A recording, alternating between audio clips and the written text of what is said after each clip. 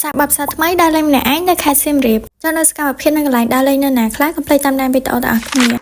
លើនេះខ្ញុំធ្វើដំណើរជាមួយរថយន្តវីរៈប៊ុនថាមប្រភេទឡាន VIP និងក៏ Sport តាមរយៈ App Redbus ដោយសារនៅលើ App ហ្នឹងគឺមាន promotion discount ភ្លាមៗចូលទៅក្នុង App ត្រូវរើសទីតាំងនិងថ្ងៃខែដែលអ្នកទាំងអស់គ្នាត្រូវទៅបន្ទាប់មកវានឹងលោតប្រភេទឡាននិងក្រុមហ៊ុនជាច្រើនដែលមាននៅក្នុង App នេះសំខាន់គឺយើងអាចរើសម៉ោងនិងអីដែលយើងចង់អង្គុយបានមកស្រឡាញ់ហើយដែលកាន់តែពិសេសទៀតនោះនៅពេលដែលអ្នកទាំងអស់គ្នាក៏សម្បត្តិតាម App Redbus ទទួលបានការ discount ចំនួន$2និង cashback មកវិញចំនួន$4ភ្លាមៗគ្រាន់តែប្រើកូដ Redbus Street អ្នកទាំងអស់គ្នាអាចប្រើរហូតដល់ចុងខែ12នេះកន្លែងមកមើលសកម្មភាពដំណើរកម្សាន្តវិញកន្លែងខ្ញុំទៅផ្សារអង្គរវត្តដើម្បីទៅមើល sunrise ចេញពីនោះមកខ្ញុំដើរលេងប្រាសាទផ្សេងៗទៀតដូចជាប្រាសាទព្រះយ័ន្តលានប្រាស្ដេចកំឡុងនិងប្រាសាទព្រះខ័ននិយាយទៅមកថតរូបនៅនេះគឺស្អាតមែនតើ